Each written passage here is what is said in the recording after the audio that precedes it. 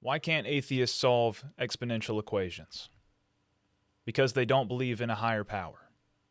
Today we're looking at a video by Dr. Mike. Probably not the Dr. Mike that you're thinking of. This guy's name is Dr. Mike Israetel. Our friend Mike has quite the following on his main channel where he gives out helpful workout advice. But he also has a second channel where he dabbles in philosophy and other non-fitness topics. And that is where he uploaded this gem of a video. Right-wing folks, newsflash, God probably isn't real. That's a strong claim. Let's see how he backs it up. And thus, while religion has maybe excellent cultural things it does have excellent cultural results. It gives us community, gives us a foundation for morality. It keeps us from falling into an inescapable spiral of dread and hopelessness. Lord of the Rings. God's probably not real. High IQ, mature individuals almost unanimously understand God not to be real. Well, that's not true at all. But I have heard that only high IQ individuals like this video and subscribe to this channel. Throughout history, there's been a lot of smart guys that have believed in God. You got the father of genetics, that was Gregor Mendel. He was an Austrian monk. The father of modern science was Galileo Galilei, a devout Catholic. The father of quantum theory, the guy who the Planck particle was named after, Max Planck, he was a Lutheran. Now you might think, well, yeah, but those guys are from so long ago, we'd know better now. All right, well, how about Francis Collins, who led the Human Genome Project? Or how about Cambridge professor and Cambrian explosion expert Simon Conway Morris? You know, we could go on and on and on with this. Now, obviously, there are a ton of brilliant atheists out there as well, but to say it's a nearly unanimous decision that everybody with a high IQ believes a certain way, it's at best, ironically, ignorant, and at worst, it's intentionally misleading. Just because some of us eat crayons doesn't mean we all do. Oh yeah, and by the way, the world record holder for the highest IQ, he's a Christian. Or put it better, there is very compelling evidence that God is made up.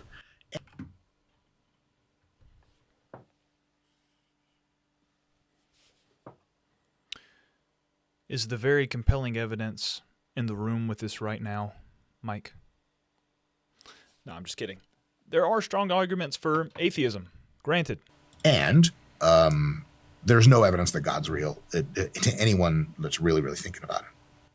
Okay, there are very strong arguments for, let's not even narrow it down to the Christian God, but just this idea that there is some supernatural being behind the universe that we're in. There are strong arguments for that as well. I'll definitely be making a video in the future about the strongest arguments I think for theism, for sure. But for now, suffice it to say, all those brilliant people we just talked about wouldn't stick to Christianity if there weren't any good evidence or arguments for it. To say that there is no evidence and no good arguments for it is such a freshman-level philosophy thing to say. Like, did Mike just find r/atheism? Spencer recently found the r/atheism subreddit.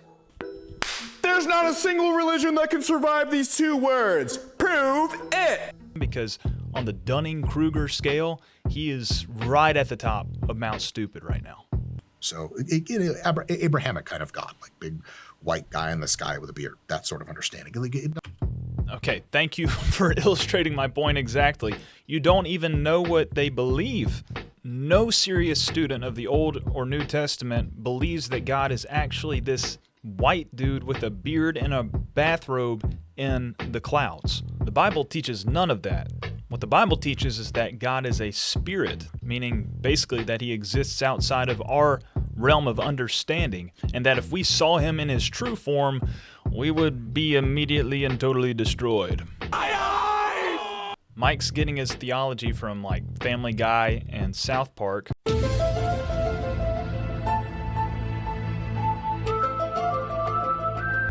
Who get their picture of God from, I guess, like the Italian way of how they painted him to resemble a father, which is speaking more to how he relates to us than what he actually looks like. Don't come at me with that. The universe is God. Sweet, whatever. Token up. I'll token up with you. Great, I agree. What's up? What's up? What's up? How you feeling, man? I'm pretty lucky. Say what? I'm fine. You know, I probably wouldn't have even considered this to be something I would react to if it was taken out of context from some like 3-hour live stream and he just said it in passing and that was it, right? He didn't put much thought into it. But no, he puts it on his channel, titles it God is Dead, and posts it with pride like he thinks he cooked. And at the end of the day, you know, it's probably just rage bait. Like he's probably just trying to get engagement from people who get mad at it. But I think it's still worth commenting on because this, I feel like, is a misconception in our culture. The reality is that there are brilliant people on both sides of this debate and strong arguments on both sides of this debate. And there are a lot of factors that determine which side of the fence you eventually fall on. But it's not just the intelligent people over here, stupid people over here, thinkers over here, believers over here. No, and it's not really an evidence issue either. We all have the same evidence. It's a question of how you interpret the evidence. And people of comparable intelligences interpret the same evidence differently.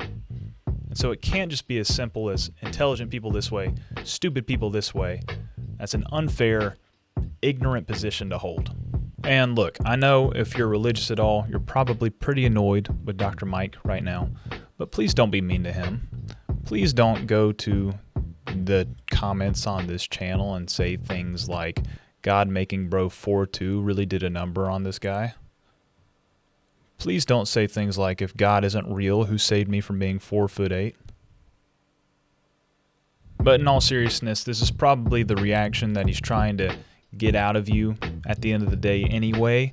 And you might think that you're defending Christ with these comments, but you're just helping him with engagement, and you're kind of making Christians look like jerks while you're doing it too. So best to just leave it alone.